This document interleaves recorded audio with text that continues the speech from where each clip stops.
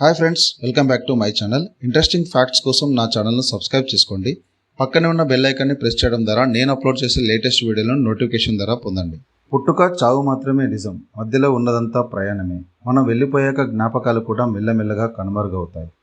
పుట్టుకతో మొదలైన మనిషి మరణంతో అంతమవుతాడు. మధ్యలో ఆనందంగా గడపడమే జీవితం.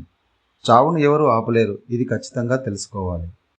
మరణాన్ని జయించే శక్తి ఎవరికి లేదు. మన దగ్గర ఏది ఉన్నా మరణాన్ని ఎవరు ఆపలేరు అనడానికి మైకేల్ జాక్సన్ జీవితమే గొప్ప ఉదాహరణ. మైకేల్ జాక్సన్ 150 ఏళ్ళు జీవించాలనుకున్నాడు. అందుకు అన్ని సిద్ధం చేసుకున్నాడు. కానీ చివరికి 60 ఏళ్ళు రాకుండానే చనిపోయాడు.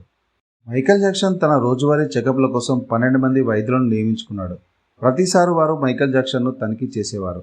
శరీరంలోని ప్రతి భాగానికి సంబంధించిన ఆరోగ్యాన్ని పరీక్షించేందుకు నిపుణులైన వైద్యులను నియమించాడు. మైకేల్ జాక్సన్ మనలాగా తినలేదు. తినడానికి ముందు అతని ఆహారాన్ని ప్రయోగశాలలో ఉంచి క్షుణ్ణంగా పరీక్షించేవారు.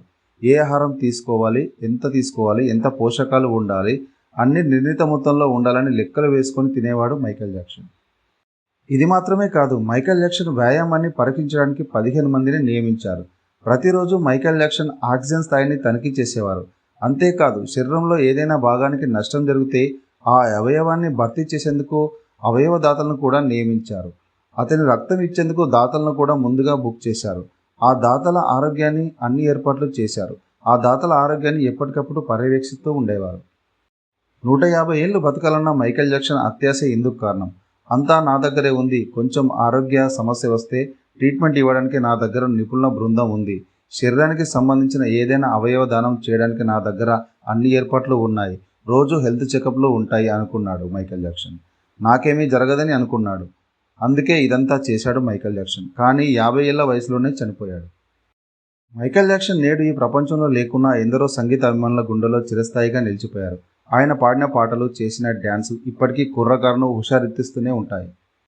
శివసేన ఆహ్వానం మేరకు మైకేల్ జాక్సన్ తొలిసారి ముంబై వచ్చాడు. విమానాశ్రయంలో సోనాలి బింద్రే ఆయనకు స్వాగతం పలికింది.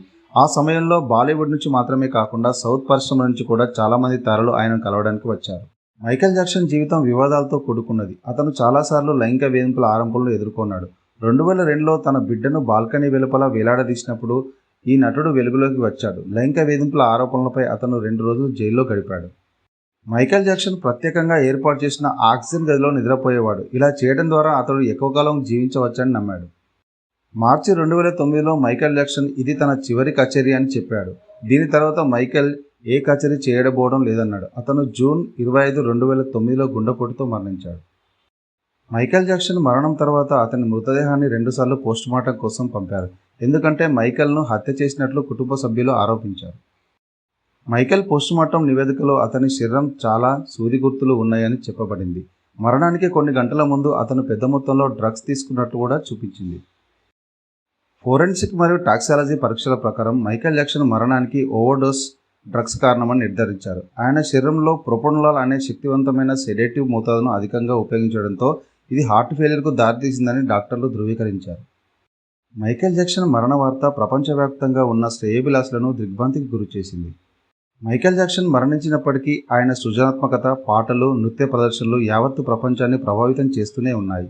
ఆయన సంగీత ప్రపంచంలో తిరుగులేని స్థానాన్ని సంపాదించారు. మైకేల్ జాక్సన్ మరణం ప్రజల హృదయాలను బాధతో నింపినప్పటికీ ఆయన వేదికపై చేసిన ప్రదర్శనలు, పాటలు ప్రపంచంలో ఆయన పేరును చిరస్థాయిగా నిలిపాయి.